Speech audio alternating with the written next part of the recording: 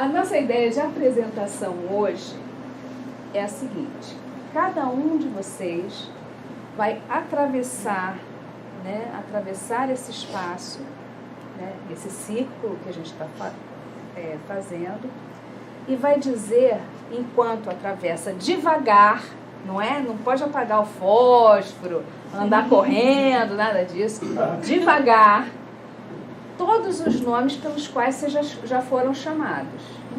Eu sou Marcele, eu sou Célia, eu sou Matoso, Matosão, eu sou Dinda, eu sou Michele, eu sou Marcela. Eu sou Fábio, Fabinho, o biririco da mamãe. Sou coordenador, sou enfermeiro, sou o chato, sou o que resolve os problemas de saúde, os índios, que é tudo é Fábio. Sou gay, sou casado e sou hospital. Sou Casa Grande, sou Casão, sou Cacá, sou Mila, sou Mana, sou Miau, meus filhos me chamam. Sou treteira, sou girafa, sou... Tá bom, chega, muita discussão. Eu sou Sandra Helena, sou Pepeco pro meu pai. Ih, fiquei emocionada. Eu sou Sandra Berbert, doutora, tia, amiga, irmã, ormãzinha para minha irmã, tia-avó, avó, mãe, neta, enfim, eu acho que assim, eu já ocupei tantos espaços e tantas posições que eu sou esse conjunto e sou chorona. Isso aí é uma coisa certa. Vai lá. Olha que muitos que nós somos, não é? Quanta gente tem aqui? Quanta gente tem aqui, né? E que a gente não imagina quando a gente fala sobre identidade, porque a gente acostumou que identidade é só aquela carteira, né, que a gente mostra para as pessoas. Então esse é um aperitivo para a gente imaginar, já começar a imaginar que as nossas identidades são muitas, né? A gente não tem uma identidade só.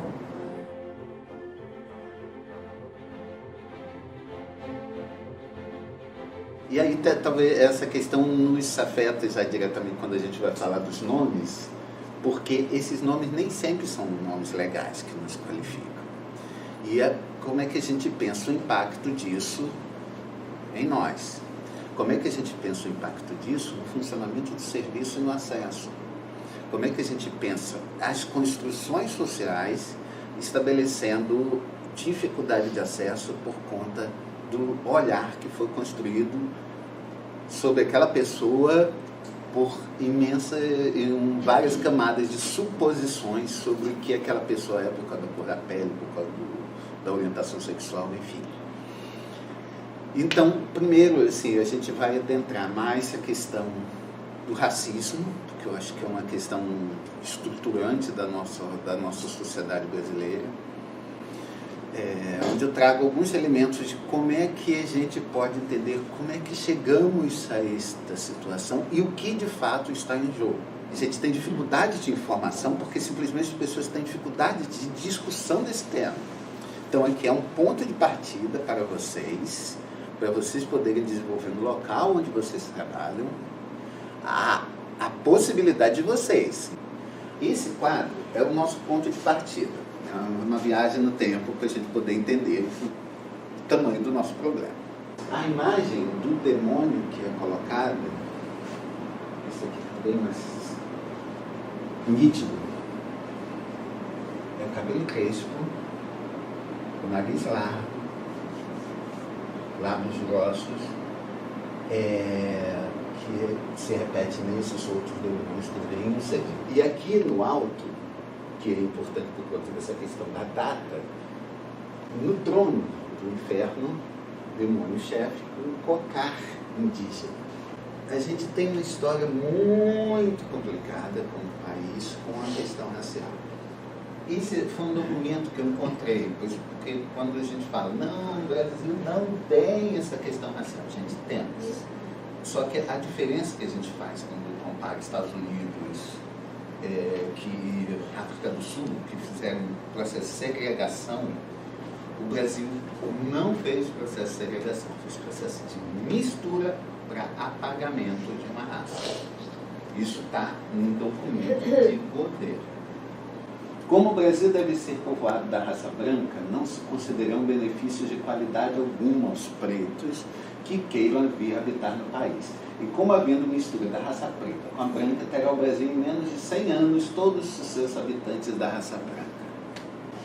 Gente, isso é um projeto de extinção de uma raça, de um país que se diz que aceita a diversidade. Mas como projeto de país, temos isso. Eu ainda estou procurando um país que tenha colocado isso como um projeto de país. A extinção de duas raças. Esse quadro, ele está no Museu Nacional de Belas Artes, ali na Cinelândia. Quem quiser pode ir lá ver ao vivo, estamos nessa parede aqui. E ele é chamado A Redenção de Cã. Alguém sabe quem é Cã? Já ouviu falar de Cã? Cã é um dos filhos de Noé. Nessa argumentação, tem um trecho da Bíblia que fala que Cã, vendo Noé bêbado, chama os irmãos para rirem de Noé.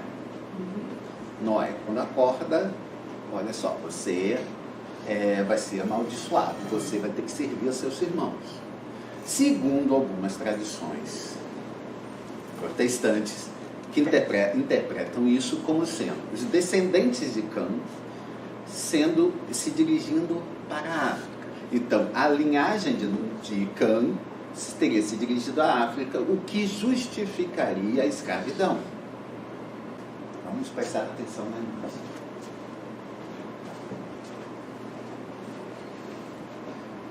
A avó, o vizinho, agradecendo aos céus, seu netinho, que a sua filha mestiça,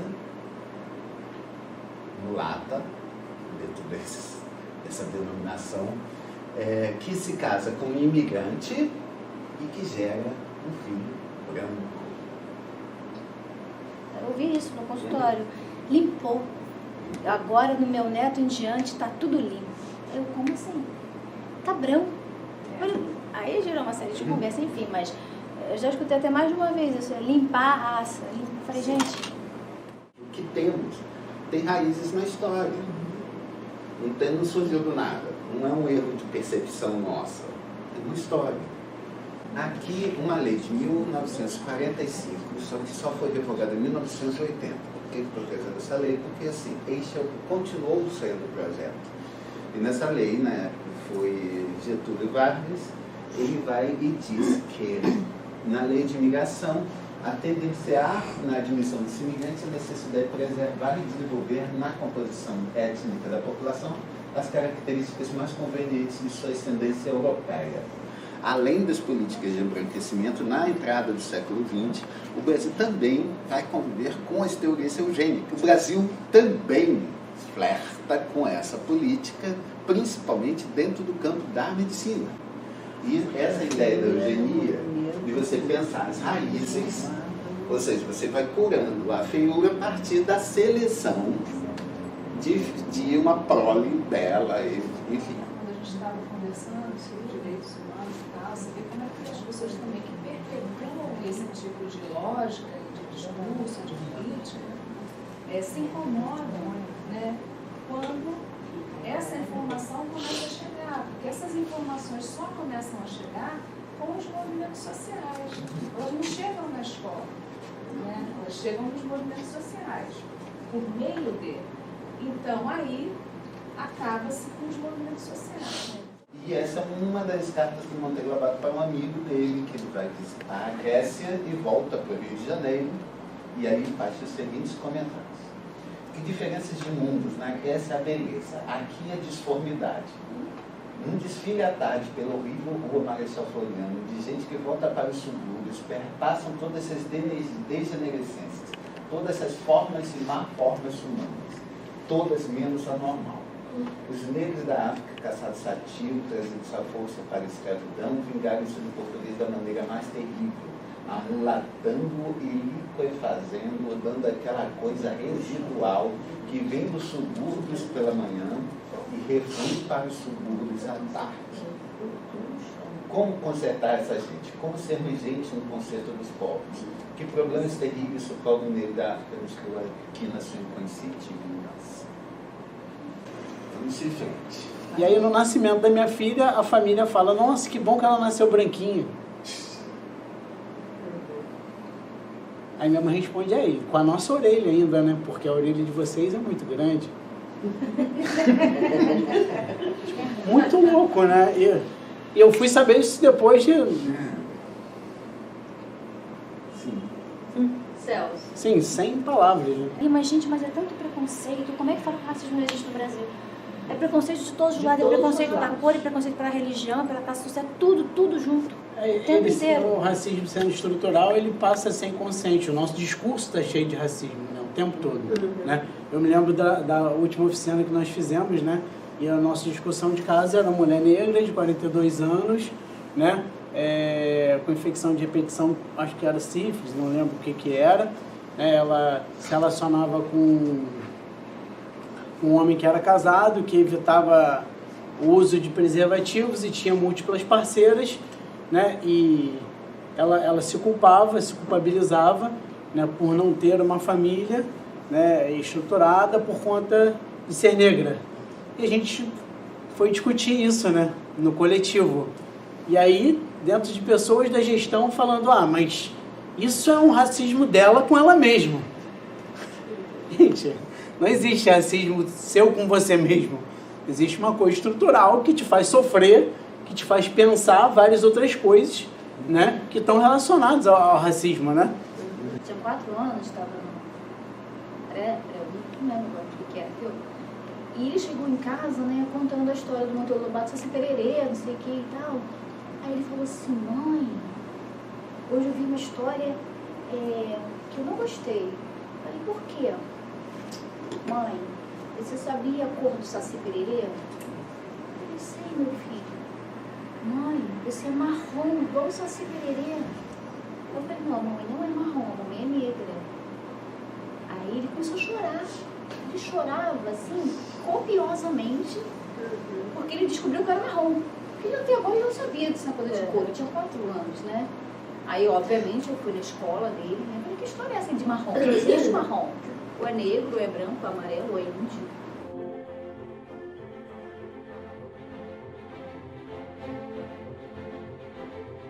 Aí a gente chega já, mais recentemente, um curso que teve para delegacias legais, um curso online. Ele funcionou por 5 anos até ser notícia, foi a primeira página do jornal Extra, depois disso foi escândalo e tiraram o curso. Mas por 5 anos, esse era a página do curso que ensinava para os policiais se diferenciarem do traficante do usuário. Agora vocês também já sabem reconhecer o usuário que é o traficante. Ah, do cabelo do usuário. Isso. A gente vê isso na imprensa, né? Quando eu pego um traficante na Zona Sul, era um jovem apreendido com drogas. Ele está na favela do subúrbio, ele é o traficante, é um bandido criminoso. Essa questão da definição de genocídio, ela tem esses itens abaixo. Só que a legislação diz que qualquer um desses itens já configuraria genocídio. A gente consegue atender todos. Aqui foi um teste sobre racismo institucional no governo do Paraná, fez esse teste. E, assim, esse teste foi feito com profissionais de RH, pessoal que faz seleção de pessoal. Então, foi mostrado essas fotos e eles tinham que opinar o que estava sendo mostrado na foto. Então, esse aqui é um jovem tranquilo, que parou para pensar na vida, despreocupado, esperando alguém. E esta menina é uma dona de loja ou uma estilista. Os comentários foram esses. E aí depois foi mostrar essas fotos. Vamos lá, vou voltar. Veja posição, cor, posição da mão, direção da luz do sol, roupa, etc. E aí, este é algum assaltante ou algo do gênero. E esta é uma vendedora de loja. Ou vendedora, ou poderia ser uma costureira. E aí vem essas duas fotos para a gente pensar. O que a gente está vendo? Por que a gente vê esse aqui a espreito? A construção que a gente vê hoje das crianças em relação à cor ainda é muito forte. Eu já fui buscar ele na escola, o amigo dele falou que era babá. Ele, não, é minha mãe. Não, não é só babá, não. Ele, não, é minha mãe. Aí o menino falou, olha a maldade da criança, não sei que criação que ela teve. Falou pra ele, pro meu filho, que ele era adotado. Não quero ser adotado. Aí meu filho sofreu a escola inteira. Ele falou, mãe, eu quero sair da escola, eu quero sair da escola. Mas ele não falava porque eu quero sair. Ou seja, hoje, em 2019, 2018, a gente ainda tem essas coisas. E que, consequentemente, a gente vai entrando também em outra situação. A questão do preconceito para os adotados, com os adotados. Exato. Eu falo isso porque eu estou na fila de adoção. Então, a gente se esbarra de uma coisa, a gente vai somatizando e vai desencadeando tantas outras. Né? Aí ele já não tem essa concepção de que filho, de fato, é só biológico. Não. E eu tive problema com meu filho mesmo. Ele estava com 4 anos e falou assim, mãe, se eu me esfregar muito tomando banho, eu vou ficar branca que nem você. Era engraçado, né? As minhas amigas, eram uns 4 negras, entrando no Rio Sul, e pessoas não vindo atender a gente nas lojas, né? E aí eu tinha uma amiga que falava, não vou entrar nessa loja não. Eu, por quê? Nossa, eu quero ver essa roupa aqui, não sei o quê. Não, porque eu não quero. Eu ficava, para de ser boba, não sei o quê, deixa de palhaçada. Não, as pessoas aí não vão me atender. Eu fiquei, você tá me zoando, né? E realmente eu entrei e ninguém me atendeu. E aí eu comprei uma parada caríssima só de raiva. Eu estava fazendo uma reflexão que nos meus prontuários, na unidade de saúde, eu não pergunto, não preencho isso. Aí eu tenho estagiários, aí eu falo para ela, olha só, isso para mim é diferente. Eu acho que eu vou é um constrangimento perguntar para a pessoa, né, o que ela se considera. E como para mim isso é indiferente, tanto faz a cor, no meu atendimento isso não influencia em nada. Então não preencho essa parte. Aí agora você está falando aí da questão da saúde da população negra. Aí eu estou pensando aqui, se eu for fazer uma estatística, eu não sei dizer. Agora caiu minha ficha. Mas é por aí que tem que pensar. Essa sua atitude está atravessando o cuidado de saúde. A gente não tem os registros, são importantes de ter. Porque você se sentir ofendendo a pessoa de perguntar aquilo, né? Então, quando eu chamo as unidades para conversar e peço o preenchimento da ficha de notificação, eu tenho que implorar para que os profissionais marquem isso. E aí a gente vê realmente que tem algumas pessoas que não perguntam, né? A minha amiga, ela passa, às vezes eu fico assim, eu tenho que perguntar, explica, né? Porque às vezes acha, não tem por que a gente saber, né? Mas o quanto é importante para a gente ter o quantitativo de números, até mesmo para a política, né? Para essa questão da nossa briga por direitos.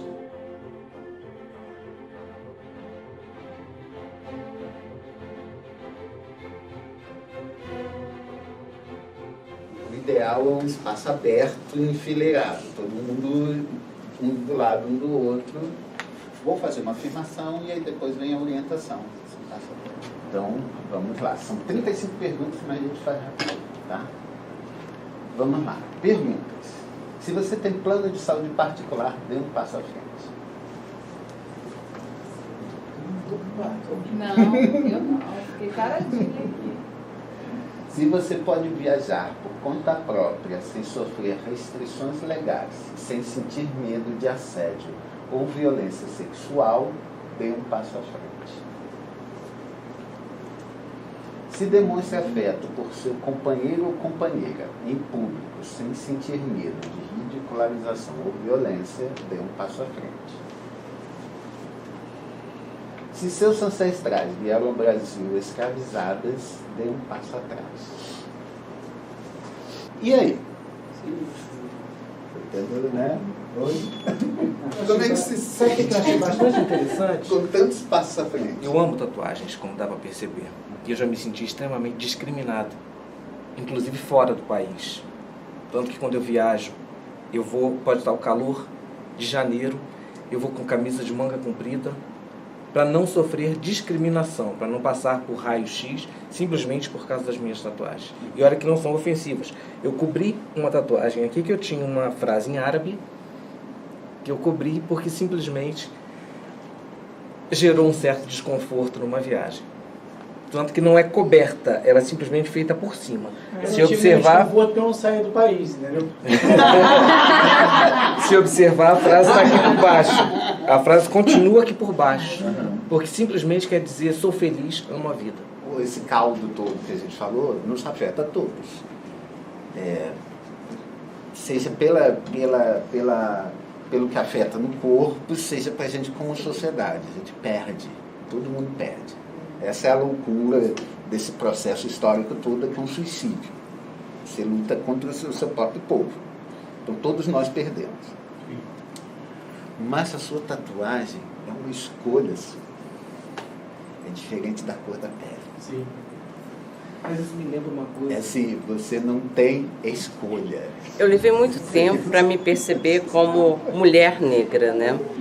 E as sutilezas, depois que você tem essa consciência que você é negra, é muito característico no dia a dia no trabalho, né? Então, tem dia que eu faço escova, o cabelo fica liso. E aí vou para o trabalho. E aí eu ouço a seguinte frase: hoje você está digna de uma coordenadora. Como se teu cabelo, né, dessa forma, não é digna de você ter uma ascensão profissional. E como dói, né? Dói muito. Porque o tempo todo você tem que estar lutando para mostrar que você é competente, não é pela sua aparência, mas sim porque você é uma profissional e você estuda e você se dedica. Então, são marcas que ficam. Mas eu levei talvez aí 45 anos para me perceber como mulher negra, né? E como mulher negra também, quando jovem, você tem os assédios, né? Então, os homens que se aproximam porque você é a mulher só para a cama, né? Só para promover o prazer, mas não é a mulher digna para casar, né? Então, são algumas coisas que emocionam, desculpa, mas são coisas que só a mulher, né, negra que passa, que vem de família pobre. Eu nasci na Baixada Fluminense, moro lá, e são o deslocamento, todas as dificuldades, e você se manter e se mostrar competente é muito difícil. Não é um processo fácil, né? E desculpa, mas é que a ferida fica aberta e quando você fala, isso ainda dói. Deixa eu te dar um abraço. A gente precisa que as pessoas estejam juntas, tomando atitudes antirracistas, né, que é o que a gente está falando muito, saindo da inércia, né, que a gente precisa no momento sair da inércia, e se colocando em outro lugar, trazendo os debates para as nossas equipes, trazendo essa discussão. Né, assim, eu me considero negra, né, mas eu me vi quando alguém falou para mim assim, não, você é morena demais para namorar meu filho.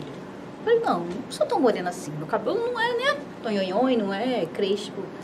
Aí eu fiquei assim, aquilo me incomodou. Eu falei, mas eu não me considerava negra. Eu tinha 18 anos, por que eu era negra? Porque, na verdade, minha mãe é filha de índio, né? Então, ela tem essa ancestralidade indígena e meu pai é negro, né? Então, eu nasci mais moreninha, meu irmão também, mas o cabelo não é tão crespo. Então, eu tenho essa percepção de que eu não era branca, que até antes eu também achava que era branca. Quando alguém me falou que eu era moreninha demais para namorar uma pessoa que era loura do olho azul. Eu falei, cara, então, onde que eu tô? Quem sou eu? Né? Aí tinha passado no vestibular e tal, e eu percebi, eu saí da faculdade federal, né? Estudei na UF, E na minha sala, né, eram 50 alunos na turma, tinha eu e uma menina negra mesmo, bem pretinha mesmo. Só tinha gente. Eu fiz residência. Só tinha eu. Não tinha ninguém da minha cor mais escuro do que eu. Fiz especialização na Fiocruz. Só tinha eu. Aí eu fui pro mestrado. Aí no mestrado tem aquela coisa da cota, né? Mas eu não fiz cota. Não, vou fazer normal. Aí eu passei. Primeira coisa que a minha orientadora falou, você veio normal ou você veio da cota? Eu falei, faz diferença? Faz diferença se eu vim da cota ou se eu vim sem ser da cota? Ela, não, aqui tem orientador que não gosta. Eu falei, você não gosta? Alguns têm mais privilégio, outros não.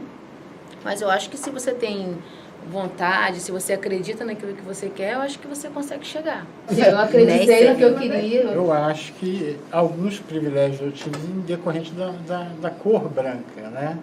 Sim. Em contrapartida, houve dificuldades com relação à orientação sexual, apesar de não me parecer, houve dificuldades pela questão econômica, eu venho de uma família pobre, entendeu? Agora, né, eu superei as dificuldades que eu tive, né, mas, assim, de certa forma, eu concordo que a aparência me favoreceu.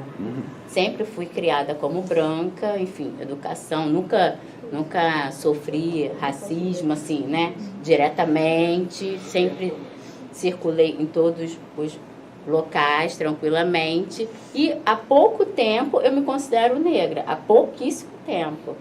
Mas a minha irmã, ela, assim, nem pensar dela ser negra, sabe assim? Aí eu vou conversando com ela, trazendo tudo isso, né, essa reflexão toda com ela, da nossa família, porque também tem isso. A gente não tem história, né? Assim, ninguém conta a história dos nossos avós, que com certeza foram escravos, né? Nossos bisavós, né? Mas ninguém conta isso, né? A história, ela se apaga, né? O principal que eu penso em deixar, né, uma sementinha para vocês, são crianças, são adolescentes, é o respeito. Temos que respeitar o outro como a gente gostaria de ser respeitado, independente da sua cor, da sua raça, da sua religião, e para a gente poder conseguir fazer um país melhor, né? Um bairro melhor, uma cidade melhor, um país melhor. Então vamos respeitar o outro. Às vezes você tem que se questionar, será que eu sou racista ou não? Será que mesmo eu não me considerando racista, eu tenho atitudes racistas? Isso que eu acho que a gente tem que pensar, porque aí você começa a se autoavaliar. E, gente, se a gente está lidando com gente neste país, não tem como a gente não ter que adentrar essa temática. Ah, é isso, eu queria.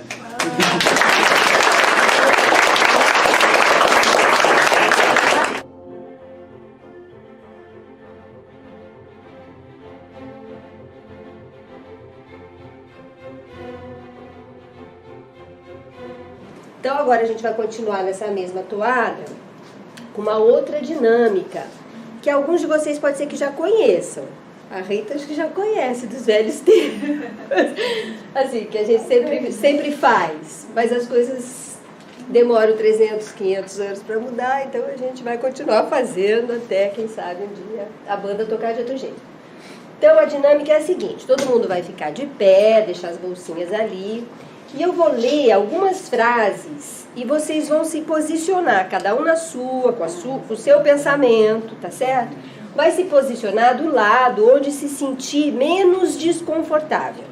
Então aqui eu tenho o quadro do concordo, aceito, e ali é o lado do discordo, não aceito. Vocês vão ter que escolher um lado, tá certo? Ainda que não seja 100%, mas o menos desconfortável.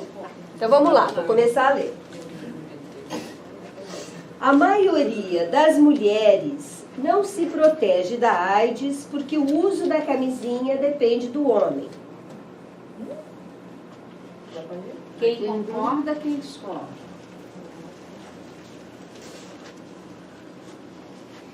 É uma inconsequência de um homem soropositivo engravidar alguém.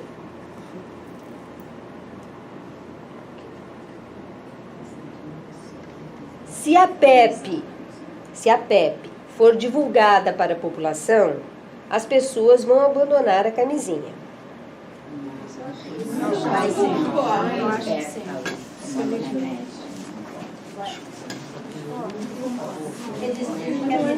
Assim, quando eu fiquei sozinha do lado de cá, acho que logo na primeira pergunta, né? É claro que você, primeiro, você para fazer essa reflexão rápida de qual é exatamente a tua resposta, aquele estímulo vem, qual é a tua sensação. E manter essa posição é sempre um desafio, né? Se o discurso começa, se a coisa da discussão, né? E aí os argumentos e tal, defender essa posição diante das ideias contrárias é sempre uma posição que, digamos assim, desgasta, cansa, exige de você que você fique mais atenta e mais disposta a, digamos assim, uma luta. E eu entendo quando, em algumas situações, a gente observa que as pessoas começam a deixar de lutar, porque vai havendo um desgaste. Aí eu já estou indo mais adiante na coisa, mas aqui, nesse momento, eu me senti muito tranquila, porque, assim, naquele momento ali, eu estava onde eu estava confortável. A gente acaba concordando ou discordando de muitas coisas no meio do caminho ali, e a gente expressa isso para a pessoa assim, mesmo a gente querendo não se meter muito, vamos dizer assim, mas a gente tem vários posicionamentos que a gente bota. Eu concordo com isso, eu discordo daquilo. Não às vezes com essas palavras, mas sua postura é disso, como se fosse assim. É óbvio que eu sou Marcele, eu tenho minha história de vida, tenho meus valores, mas num atendimento eu acho que a gente não está ali para concordar ou discordar. Eu acho que a gente está ali para apresentar o que a saúde tem para oferecer, o que ele pode usar, o que ele não pode, o que tem, e entender a história de vida dele, o que ele traz. Eu tenho até o hábito de falar, vê se é isso que eu entendi, você está falando isso e isso, porque às vezes a gente nem entende. A pessoa está falando alguma coisa, se eu começar a anotar, não, primeiro eu tento entender, né, ver se é isso que você está me falando, porque o usuário muitas vezes tem dificuldade até de contar a história dele. Aqui no exercício, dava tempo de vocês falarem, opa, não é assim, é assado, né? Algumas pessoas trocaram de lado, né? Perceberam que ouviram uma coisa que não era exatamente a frase. Mas na hora do atendimento, nem sempre você tem esse tempo para ficar, opa, para que lado eu vou, né? Cada pessoa que vocês atendem vai ter uma compreensão muito própria do que vocês recebem. Na hora da dinâmica, no momento da dinâmica, eu fico pensando, bom, a gente está vendo, né, o nosso movimento de concordo e discordo e o movimento do grupo, né? Então, Glaucia, né, colocou muitas vezes a sensação de estar sozinha, de ser minoria, eu também fui minoria em algum momento.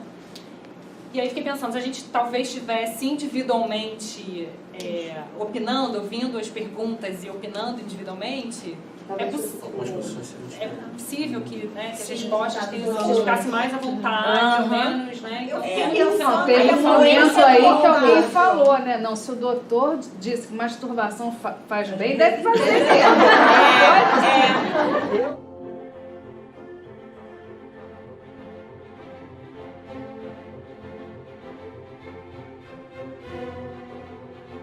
De agora, bom, a gente fecha colocando vocês para pensar mesmo no lugar do outro e de vocês enquanto profissionais. Então a gente vai fazer um exercício de ficção. Né? Vocês vão se dividir em 4 grupos. Eu fiz a conta aí mais ou menos de dar uns 5, né? 3 grupos de 5, ou eu acho que de 6. Em 10 minutos, né, que é o primeiro momento, vocês vão pensar em quem é o João. Tá, então é um homem trans. Ah, tá, é um homem trans, é uma mulher que se transformou em homem. Tá. E é hétero. Nessa que ela... E perguntar qual a sua taxa de carga viral, eu acho que você já assusta ele. Isso. De qual forma que você quer engravidar? Quem é o parceiro? Quem é seu parceiro? Isso. Entendeu? Então, foi acolhido. Parou. Vamos abrir, parou. Bom, a ideia desse exercício é, na verdade, pensar com as pessoas o quanto que a gente começa, de fato, a inventar um paciente quando ele chega. A gente categoriza ele, começa a inventar uma história a partir de poucos elementos. E a partir de poucos elementos, a gente, né, estabelece uma conduta ou outra, tá? Então, eu queria que vocês contassem as histórias aí, o que a gente deu para vocês como perfil e que vocês constituíram a partir disso. Quando nós estávamos discutindo, ela até falou assim, coloca aí se ele, como tá a carga viral dele, se ele trata. Eu até falei, mas como a gente vai abordar ele assim de início? Eu acho que a gente primeiro precisa perguntar por que ele gostaria de ter um filho, com quem. Isso. Porque se ele chega pra mim, me fala que tem HIV, eu já chego perguntando, como tá a sua carga viral para ter um filho? Ele não vai se sentir à vontade de falar o porquê, como, entendeu? Se faz o tratamento. Eu falei, vamos primeiro fazer uma abordagem, perguntar o que ele quer, o porquê que ele quer, e depois com quem que ele quer, com quem ele quer, e depois a gente pergunta se ele trata, se ele tem algum exame para comprovar a carga viral e começa a orientar. Sempre tem mais alguma coisa. O paciente chega, a primeira história que você pega é só que quando você começa a esmiuçar, geralmente vem isso daí. Vem um monte de coisas associadas e você fala assim, meu Deus, o que eu vou fazer com isso agora? Porque cai realmente uma bomba no seu colo. E você não pode simplesmente pegar e jogar pro lado e ignorar. Você tem que abraçar o problema. Isso acontece no nosso dia a dia.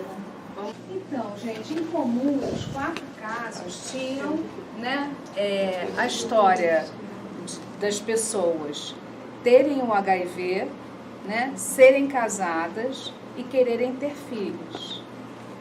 Mas na história que vocês trazem para cá, essas coisas elas não ficaram muito aparentes, não é? Nós até inventamos um outro casamento. Por que será? Todos os casos. Lê aí o final, a última frase. A última frase é, tem HIV, não é isso? Tem HIV, casado, quer ter um filho. É a mesma frase para os 4 grupos. Só muda o nome e algumas coisinhas, né? Exatamente. Então, essas coisas de cima foram mais pregnantes para vocês do que o estado de saúde da pessoa e a demanda da pessoa. Essa dinâmica não é para ver quem fez certo, quem fez errado, nada disso. Mas é uma dinâmica que traz, revela um monte de coisa que interfere, às vezes, na nossa prática profissional. E isso é que é legal. A gente está aqui podendo, juntos, pensar, né, no como essas coisas todas, subjetivas, interferem na nossa atuação profissional. Então, vamos aproveitar para enxergar o que for positivo, o que for negativo, tentar avançar, superar, transpor. E é claro, nós estamos tendo essa oportunidade. Milhões de outros estão lá e não estão tendo essa oportunidade. Mas a gente vai fazer isso se propagar. E mais importante aqui, eu acho que nessa discussão, é vocês refletirem também de como é que vocês vão desdobrar isso na ponta. Vocês vão fazer oficina e vocês vão estar nesse lugar. Sim. De propor esses casos e de fazer essa dinâmica e depois chamar a atenção das pessoas para a questão da paternidade, maternidade, para as questões de relacionamento, né, no caso da aldeia, com o grupo social da aldeia, né, qual é esse limite, qual não é, que mulher é essa, será que essa mulher quer mesmo a intromissão do marido, do cacique, do pajé nesse processo? Será que a gente também não toma isso como prerrogativa de respeito a determinado grupo étnico, mas essa mulher está precisando de um espaço mais privativo para falar sobre essas coisas, né?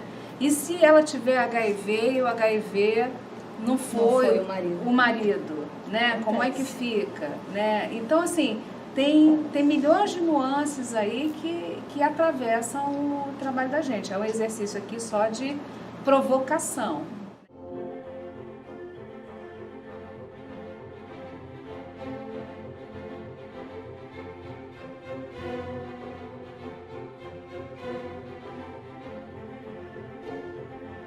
Então, a gente fez alguns slides aqui. O Miller falou essa história de ser individualizada. Na verdade, desde sempre era para ser individualizada, mesmo a gente só tendo camisinha para oferecer. mas milhões de outros jeitos de reduzir o risco as pessoas inventavam. Desde execular fora, desde usar camisinha só quando pula seca, desde, né, milhões de outras estratégias as pessoas sempre inventaram para reduzir os seus riscos. Ok? Hoje a gente tem mais ofertas a fazer, mas na verdade ela sempre, a gente sempre preconizou que fosse uma coisa individualizada e compatível com a possibilidade de cada um, né? Uma outra premissa, ampliar o leque de possibilidades de prevenção e o acesso qualificado a elas é um avanço no enfrentamento da epidemia. Vem se construindo essa lógica da prevenção combinada, que conjuga diferentes abordagens e inclui estratégias preventivas dirigidas aos indivíduos, os seus grupos sociais e a sociedade onde vive. Por quê? Porque agrega, lembra que a gente conversou ontem? Agrega abordagens biomédicas, abordagens estruturais, que tem a ver com o mundo onde a gente vive, né, a sociedade onde a gente vive, que cria mais ou menos vulnerabilidades, e abordagens comportamentais. As intervenções biomédicas, então, a gente viu várias delas aqui no quebra-cabeça. São estratégias voltadas à redução do risco de exposição ou de transmissibilidade mediante o uso de antirretrovirais ou de outras tecnologias biomédicas. Tá certo? Então pode ser uma tecnologia de prevenção. A camisinha feminina, a camisinha masculina, associada ao gel lubrificante, pode ser mais efetiva ainda. O tratamento para todas as pessoas. Hoje, a gente sabe que tratar todas as pessoas que têm HIV é uma estratégia de prevenção também. A profilaxia pós-exposição, que é a PEP, ok? Que é tomar os antirretrovirais até 72 horas depois de ter se exposto a algum risco, que pode ser acidente ocupacional, pode ser risco de violência sexual ou pode ser transei sem camisinha consentidamente, ou a camisinha estourou, ou existe a profilaxia que pode me ajudar a evitar aquela infecção. Quanto mais próximo eu começar a profilaxia da situação de risco, melhor. Mas eu tenho até 72 horas para começar. As intervenções comportamentais são estratégias que proporcionam o aumento da informação e do conhecimento da percepção ou da autoavaliação de risco à exposição ao HIV e contribuem efetivamente para a redução desse risco mediante incentivos a mudanças de comportamento individual ou comunitário. Ou seja, são estratégias que ajudam as pessoas a perceberem o que é arriscado nas suas vidas, o que não é, o que elas podem fazer para reduzir esse risco, quais são os limites, as possibilidades que elas têm. Então, é ajudar as pessoas a pensarem. O que eu faço? O que tem a ver com essa DST que eu peguei? O que não tem a ver? Onde eu vivo? Como eu posso me cuidar? Como eu posso discutir isso com o meu parceiro? Se eu não tenho um parceiro, se eu tenho vários, enfim. As pessoas fazerem uma autoavaliação das suas exposições ou não ao risco, das suas vulnerabilidades, isso a gente consegue fazer com estratégias comportamentais. Por exemplo, adesão ao uso de preservativo masculino ou feminino. A gente não faz adesão, a gente pode estimular fazendo grupo, fazendo aconselhamento, conversando com as pessoas, dando oportunidade para as pessoas dizerem: eu não consigo usar preservativo, porque eu broxo. Bom, e aí, como é que a gente pode fazer para que isso não aconteça? Será que tem jeito? Será que se você treinar sozinho em casa? Será que... Enfim, a gente tem que dar espaço para as pessoas falarem das suas dificuldades, para poder problematizar com elas. E as estruturais? São estratégias voltadas a enfrentar os fatores e condições socioculturais que influenciam diretamente a vulnerabilidade dos indivíduos e grupos sociais específicos, que sofrem preconceito, estigma, discriminação, violência ou qualquer outra forma de alienação dos direitos e garantias fundamentais da dignidade humana. Ou seja, tudo que a gente conversou hoje cedo, todos esses atravessamentos que criam condições de vulnerabilidade e comprometem a saúde das pessoas. Então, a gente tem que ter ações também que interfiram nisso. não só no nosso cotidiano ali com os nossos usuários, quando a gente ajuda o paciente a reconhecer e a reconhecer mesmo, porque às vezes ele nem sabe os direitos que ele tem, né? Quando a gente ajuda nisso, quando a gente mostra que ele tem vários direitos e que esses direitos têm que ser respeitados, até em ações mais macro, né? Então, ações de enfrentamento ao estigma e discriminação, como racismo, sexismo, machismo, homofobia, promoção em defesa dos direitos humanos, políticas afirmativas e garantias de direitos, diminuição das desigualdades, campanhas educativas e todas as legislações e políticas que foram criadas nessa direção. Isso tudo são ações estruturais que fazem parte dessa combinação de estratégias para o enfrentamento da epidemia, tá?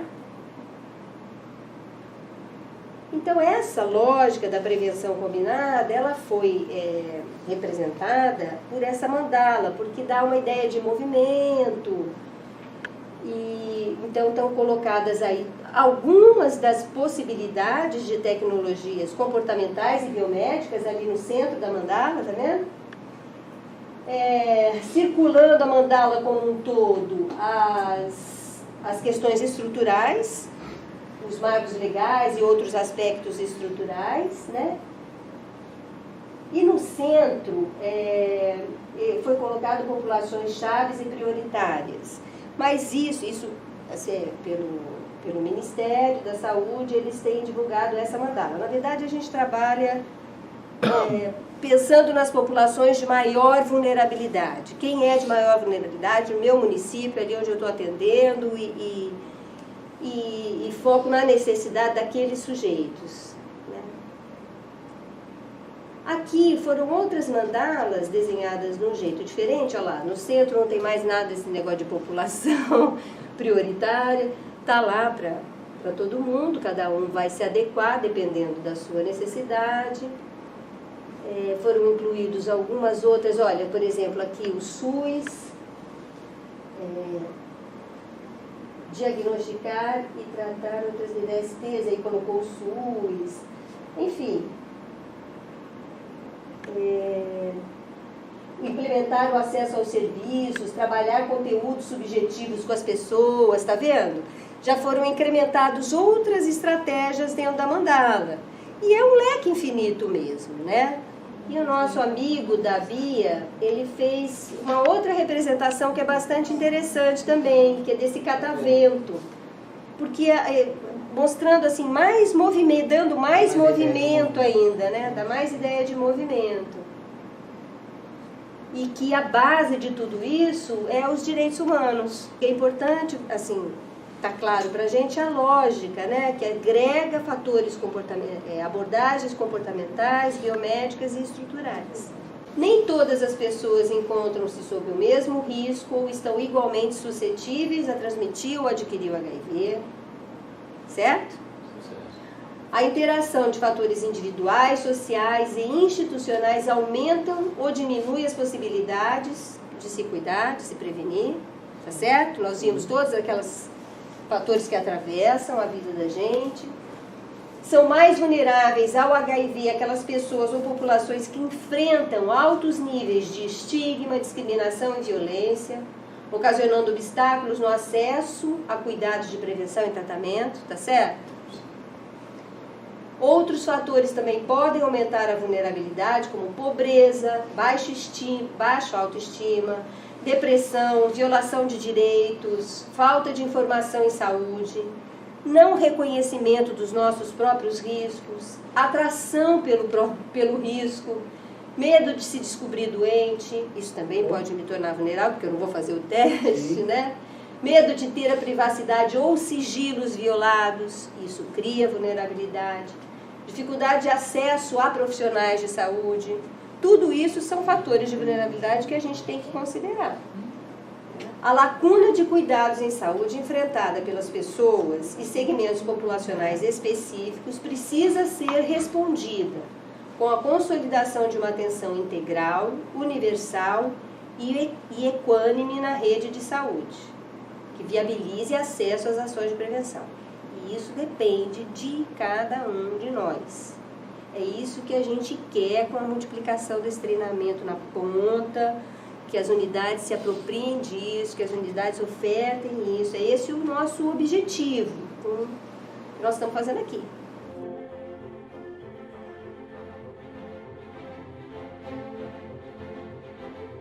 Essa primeira dinâmica aqui vocês já perceberam, na lógica de fazer um quebra-cabeça.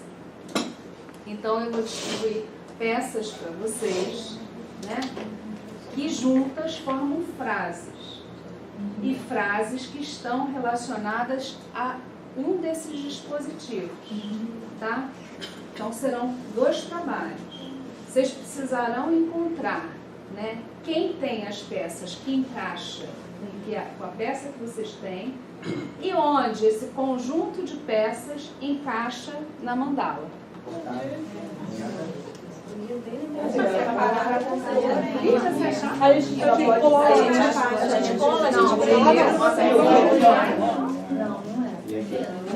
Põe no chão pra gente ter uma diversão.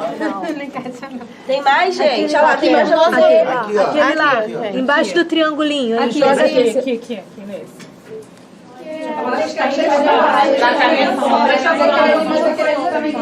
Porque tem diagnóstico e tratamento. Vamos aí agora. De repente tá aqui. De repente aqui. Não, embaixo. Em cima é isso aí. Eu posso. Isso aqui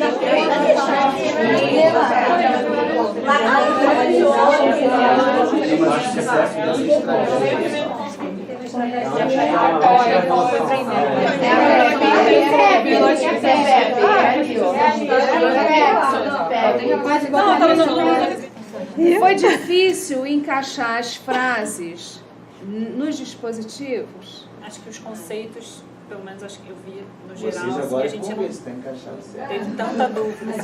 Eu acho que vale muito a pena a gente estudar, quem acha que falta saber alguma coisa, estudar um pouco mais a sífilis, porque sífilis vai ter as manifestações primárias, secundárias e terciárias, e essas pessoas às vezes vão estar diante de nós e a gente não pode comer mosca com isso.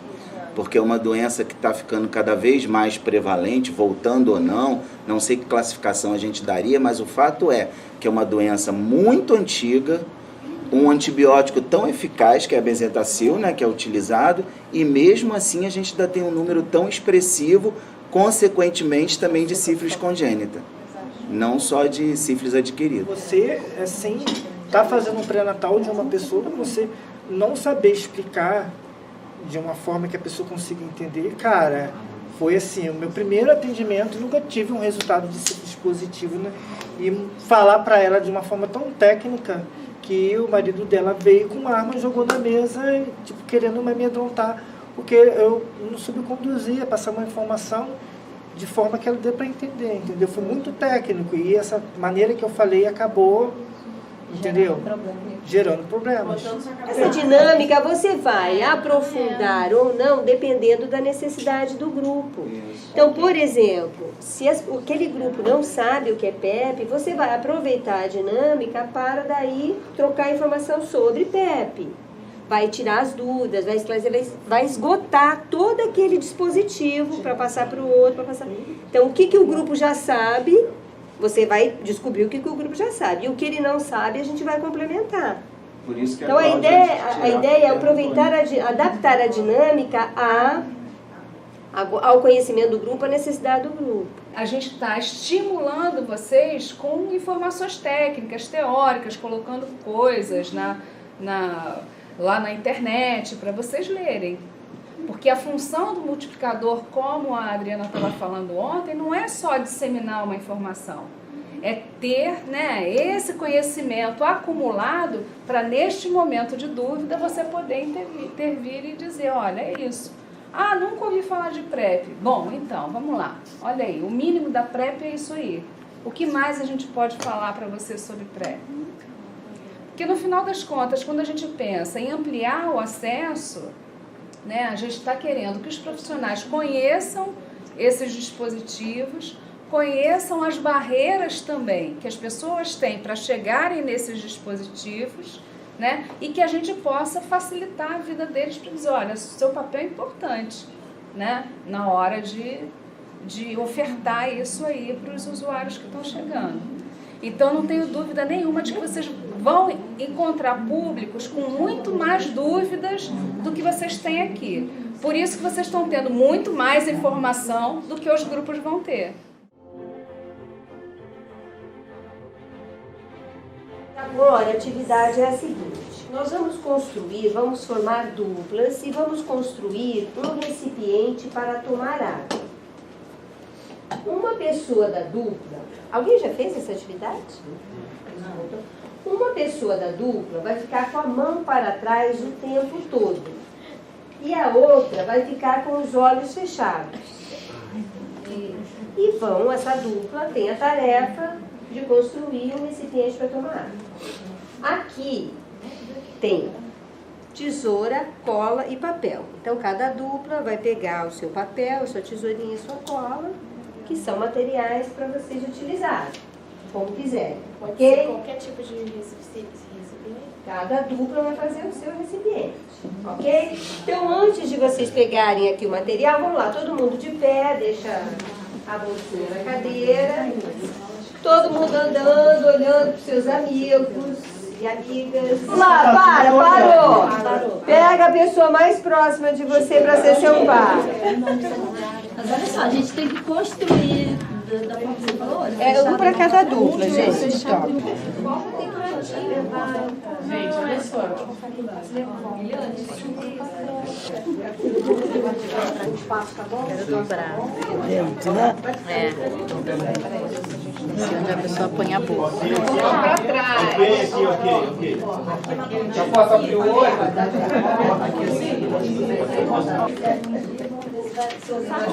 Ah, tá. E eu tenho que ficar pra trás. Não, fechado. E a hora?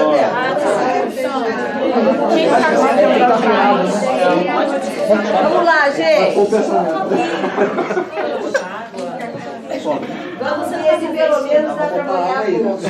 Sério. Você estava de olho fechado. Passou um pouquinho, mas já dava pra molhar a boca. Ela faz origami. Vamos lá, vamos conversar um pouquinho. Então, como é que foi para vocês essa experiência? Tenso, gera um pouco de tensão natural, porque a gente depende do outro para, de repente, concluir essa tarefa. Quando a gente não tem o domínio total, nós por nós mesmos, a gente fica um pouco mais receoso, né? E realmente acaba sendo um trabalho em equipe, um trabalho em dupla, que você depende um do outro. Isso gera um pouquinho, às vezes, de apreensão. Então, assim, foi uma troca entre eu e ela. Isso eu achei muito bacana. Foi essa relação de confiança, apesar de estar numa memória do passado, mas o outro, a relação de confiança com o outro foi fundamental para que desse prosseguimento. Porque se ele também não ficasse tranquilo e falar, não é assim, não estou concordando, isso geraria uma insegurança. Mas o tempo todo ele foi me apoiando nas decisões e falando que estava correto. Isso é muito bacana. Estou só dizendo como a gente limita mais ou menos, ou cria alternativa, entendeu? É só para chamar a atenção, como às vezes a gente dificulta a tarefa, ou limita mais, não percebe um recursozinho que tem, entendeu? Né? Então, assim, só para chamar a atenção, né? Porque são muitas as possibilidades, né? Ela enxergar a minha necessidade, né? E me guiar naquilo dali. Quais são as minhas necessidades ali naquele momento? Na hora que eu ia pegar a cola, que eu ia ajeitar o papel e tudo mais, ela estava ao mesmo tempo observando e me orientando, né? Percebendo o que eu estava precisando. Quem vocês acham que seria o profissional de saúde e quem seria o usuário? Vocês acham que tem alguma coisa a ver essa interação de vocês aqui com a relação profissional de saúde, paciente, profissional de saúde, usuário? E eu percebi a necessidade de eu trabalhar a clareza do que eu vou falar. Porque eu falei pra ele, falei, olha, como é que eu falei? A parte externa tá ficando solta. Isso. Aí ele apalpava tudo. Aí eu falei, a parte da dobradura maior, a parte externa está ficando solta. Aí ele foi no lugar certo. Falei, porque o que eu tô vendo, ele não tá vendo. Então eu já vou direto. E às vezes a gente fala muita coisa que o paciente não entende, né? Então, assim, adaptar a linguagem, adaptar a necessidade dele. Entender. E não falar, despejar. Alguém pensa diferente? Alguém acha que profissional pode ser o que está de olho fechado? Eu acho que isso é muito relativo. Cada um vai ter uma visão. Mas, assim, o profissional de saúde, embora ele tenha um conhecimento, ele não está no lugar do outro. Então ele não está enxergando de fato tudo do outro. Mas é isso, às vezes o profissional não enxerga também um palmo diante do nariz, né? Na verdade, o saber está com o usuário e o saber está com o profissional. O profissional tem saber técnico e o usuário sabe onde o calo aperta. Ele pode dizer da dor dele, onde que está mais assim, onde que está mais inchado, como é que foi, contar a história. Ele tem também um conhecimento que, se o profissional não puder ouvir, não souber, o diagnóstico dele vai ficar comprometido, a prescrição dele, a orientação também vai ficar comprometida, né? Então, essa dinâmica é só para aquecer, para a gente dá para discutir várias coisas da interação humana.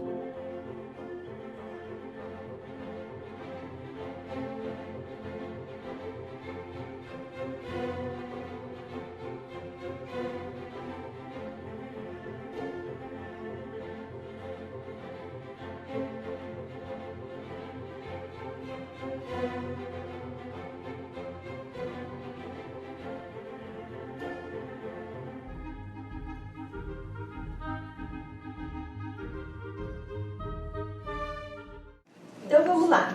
A roda de dentro, gente, olha, presta atenção, tá? A roda de dentro são pessoas que estão no lugar de profissionais de saúde, que vão estar aí fazendo o aconselhamento, vão estar aí fazendo a escuta desse paciente que vai chegar, tá certo? Então a roda de dentro fica fixa, sentada no seu lugarzinho. Profissional de saúde atendendo os usuários que vão chegar no serviço, ok? Aqui na roda de fora são os pacientes, ok? Vocês receberam aí o paciente que vocês vão ser, a história do paciente que vocês vão incorporar, ok? Todo mundo já leu o seu paciente?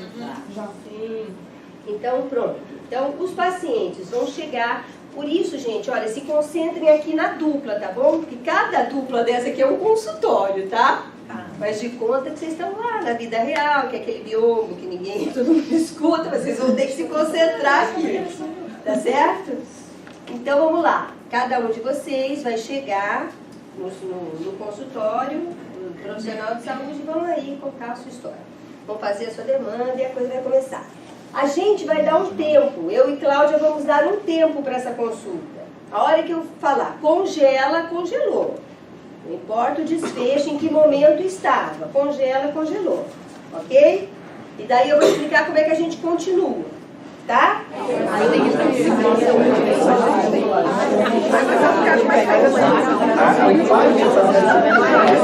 Congela, gente. Congela. Espera um pouquinho antes de qualquer coisa. Vocês, do lado de fora, os usuários, vão trocar para a cadeira da direita. Uma cadeira.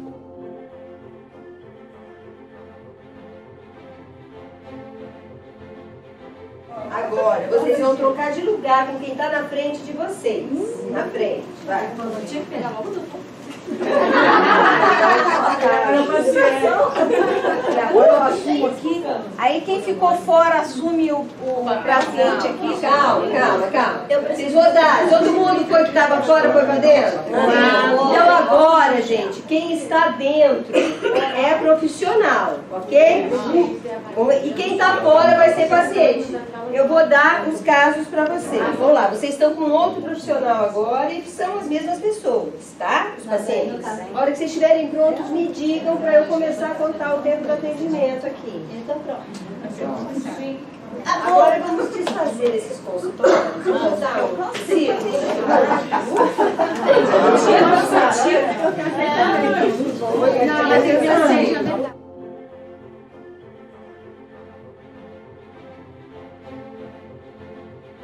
Vamos começar pelos pacientes assim. Como é que vocês se sentiram? Quem foi paciente? No lugar de paciente, como é que vocês se sentiram em relação ao aconselhador 1, 2, 3? Foi tudo igual? Foi diferente um do outro? Enfim, como é que vocês se sentiram nesses atendimentos, ok? Os 3 atendimentos foram bem diferentes. O olhar do profissional foi diferente. A escuta, a fala, a orientação que eu recebi do profissional foi diferente. Você quer fazer reclamação do médico? Porque o médico não quis Ele riu de mim quando eu contei que eu tinha 10 anos de um relacionamento, né, namorando meu namorado. Eu só tenho 24 anos, só transei 2 vezes. Aí ele riu. Uma coisa que eu percebi nos 3, que assim, mesmo eu falando que tive relação com o uso de camisinha, os 3 em comum foram que eles falaram muito da doença, mas como se não tivessem percebido essa fala, que eu transei 2 únicas vezes com camisinha. Eu tive essa preocupação de estar no lugar do profissional que aconselha e de eu poder dar uma acolhida e uma orientação o mais completa possível. Aí eu vim trazendo tudo que eu tinha. Olha que curioso isso, né? E acho que foi comigo, várias intenções, né? Mas vocês vejam como a gente procura, dentro da nossa bagagem, lá da nossa, como diz o Merri, lá da mala de ferramenta, lá que cada um tem, e a gente não procura menos, às vezes, na necessidade do usuário. Às vezes, tudo aquilo que a gente tem na nossa bagagem, talvez a gente use, sei lá, um milésimo daquilo, porque a necessidade dele lá é de uma outra ordem que eu não tenho aqui nenhuma receita ou nenhuma ferramenta para aquilo, mas eu vou ter que inventar ali na hora. Eu estou falando isso porque chamou muita atenção da gente que estava do lado de fora, que não dava 1 minuto, às vezes não dava nem 1 minuto, o paciente falando, e a gente olhava, só estava o aconselhador falando. Só estava o profissional falando. O profissional não chegou a ouvir o cara 1 minuto. Mas às vezes o exercício maior de ouvir a demanda do outro, entender ali o que o outro está precisando mesmo, o que o outro está querendo mesmo, que exige uma escuta um pouquinho mais aprofundado, um pouquinho mais de tempo. Vocês, enquanto aconselhadores, ficaram numa saia justa em algum momento? Querem falar desses problemas? Às vezes eu acho que da parte do profissional, eu vejo alguns que preferem falar qualquer bobagem do que admitir que eles não sabem. Entendeu? Isso é complicado, porque às vezes você vai dar uma informação errada, aquele paciente vai sair todo feliz e lá na frente ele vai se lascar com aquela informação errada. Eu tive dificuldade de responder a pergunta da Lara. Qual foi, Lara, mesmo? Então, o caso era um paciente que ele fazia programa, né, trabalhava por dinheiro, fazia sexo por dinheiro e queria levar o teste fluido oral para casa. Que ele escutou falar que existe esse teste que ele queria fazer nos clientes dele, porque os clientes pagavam mais quando ele transava sem camisinha. No caso do João, na hora eu tomei aquele baque, eu confesso, porque o caso do João era uma situação onde ele já tinha HIV 16 anos, não era, João? 10 anos, uma coisa assim, e a questão religiosa, onde o pastor tinha visto que ele já estava com uma carga viral indetectável e falou que ele estava curado, que era para ele parar de se tratar.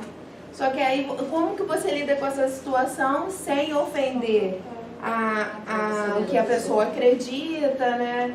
E ele falando que queria parar. É uma questão complicada, né? Porque você não quer ofender a pessoa, mas você também tem que fazer a pessoa entender a importância do tratamento. E nesse caso eu até sugeri também de ir até o pastor da igreja, conversar e orientar sobre as questões da necessidade do tratamento. Porque uma carga viral indetectável não significa que ele está curado, e sim que ele está assim por conta da medicação.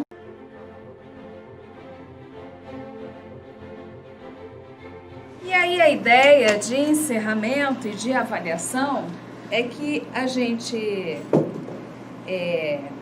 jogue o novelo dizendo o que a gente deixa para o grupo, né? E quando receba o novelo, diga o que recebeu do grupo. Vamos lá. O que eu recebi aqui foi conhecimento, mas de que forma esse conhecimento, né? Assim, o conhecimento que a gente tem, ele é compartilhado, né? A minha realidade é diferente da sua, da dela, e todas essas realidades têm alguma coisa em comum. Então, assim, é o somatório dessas realidades, né, que no final das contas acaba habilitando a gente para fazer o que a gente tem que fazer. Então, assim, a gente está aprendendo junto. É o que eu recebi e é o que eu estou aqui tentando dar também. Deixa eu ver quem ainda não foi. Dividir as nossas angústias aqui, eu acho que é fundamental, sair daqui até mais leve, assim. que a gente não está sozinho no barco, né? Assim, o que acontece lá, acontece ali, acontece lá.